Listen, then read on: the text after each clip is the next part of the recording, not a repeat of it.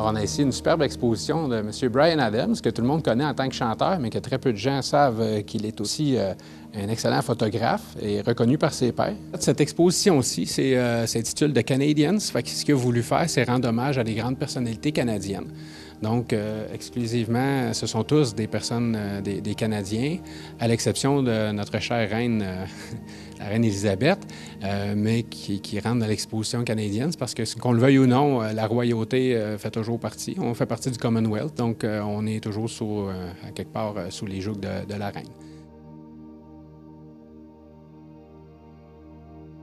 Une exposition qui est ouverte le 15 août et qui va se terminer le 15 octobre 2018.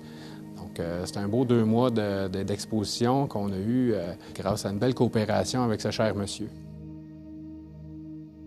Donc, le Musée national de la photo a obtenu l'appellation nationale cette année. Avant, on était connu sous le nom de Musée populaire de la photo.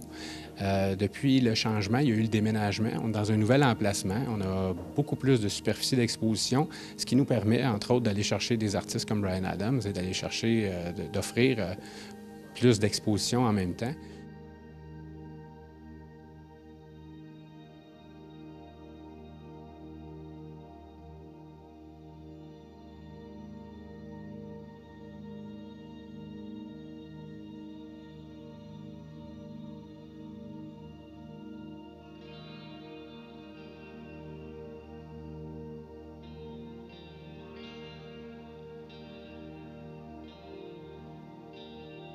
Jusqu'à maintenant, on a beaucoup de visiteurs. On a facilement une moyenne de 10 à 15 visiteurs par jour.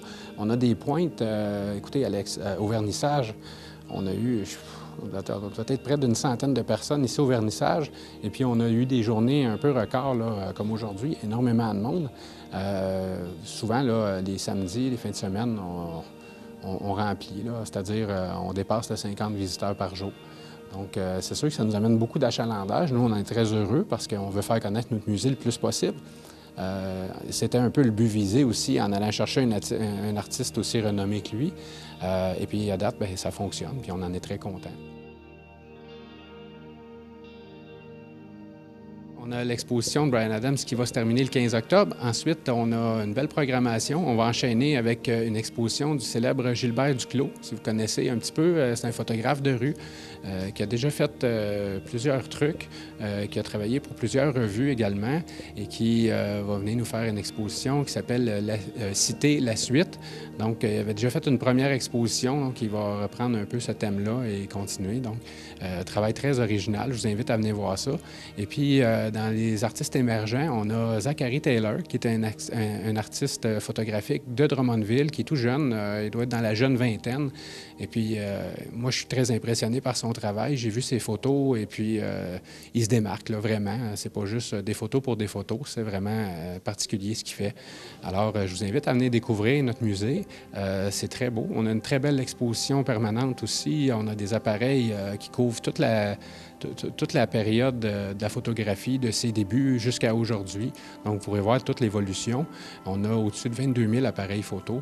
Donc, c'est quelque chose à découvrir. Et puis, ce qui me fait bien sourire, c'est qu'on remarque dans nos statistiques, on a plus de 80 % de nos visiteurs qui proviennent de l'extérieur de Drummondville.